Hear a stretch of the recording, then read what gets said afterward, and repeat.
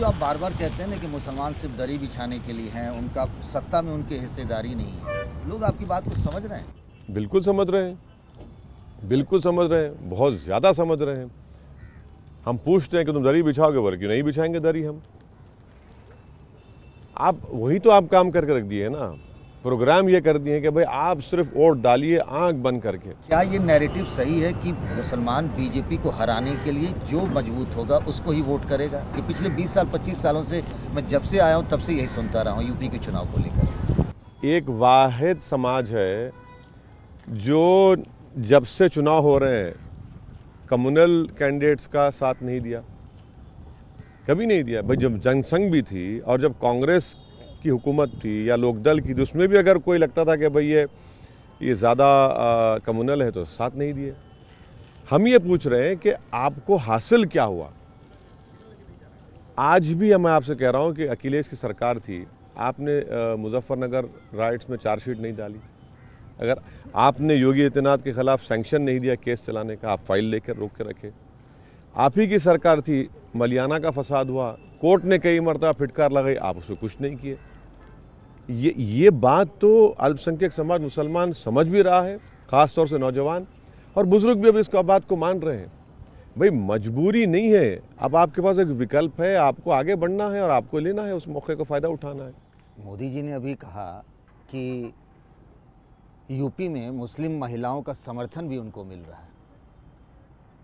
नहीं, मोदी जी उन मुस्लिम महिलाओं को क्या बोलेंगे जिनको कॉलेज और स्कूल में हिजाब पहन के जाने से रोका गया, उनकी सरकार ने फैसला लिया।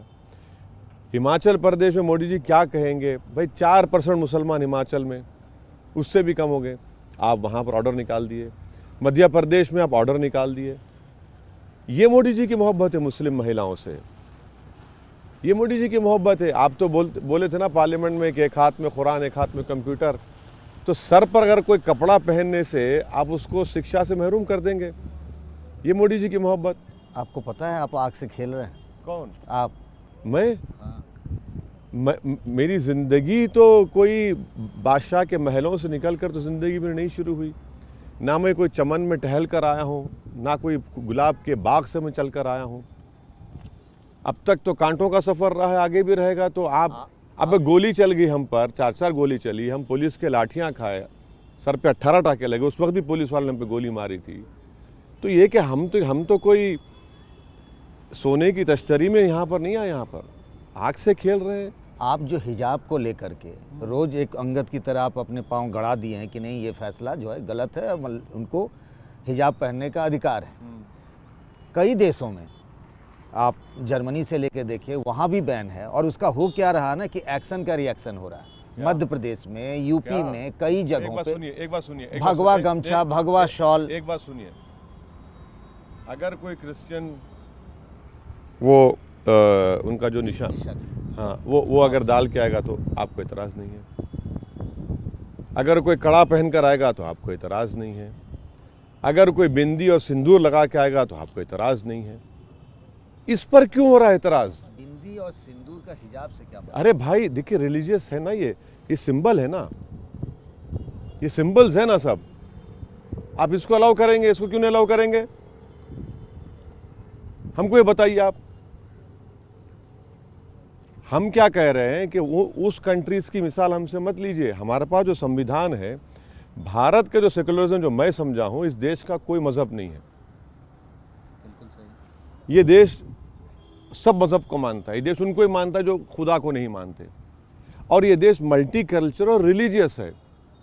उनका सेकुलरिज्म अलग है जर्मनी का, वहां पर एक सेपरेशन है स्टेट में, गवर्नमेंट में और सिटीजन्स में। आप भारत के संविधान के तहत हमसे बात करिए। आप मेरा फंडामेंटल राइट कैसा छीन सकते हैं मुझसे? आप जिस स्कूल और कॉलेज में जाएंगे वहां के नियम नहीं मानेंगे आप? सुनिए, भारत के संविधान में अगर मैं स्कूल कॉलेज जाता हूं कि संविधान कचरे की बिन में गिर जाता है क्या?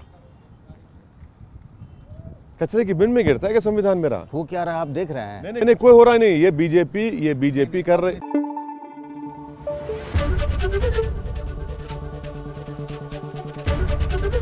एबीपी न्यूज आपको रखे आगे।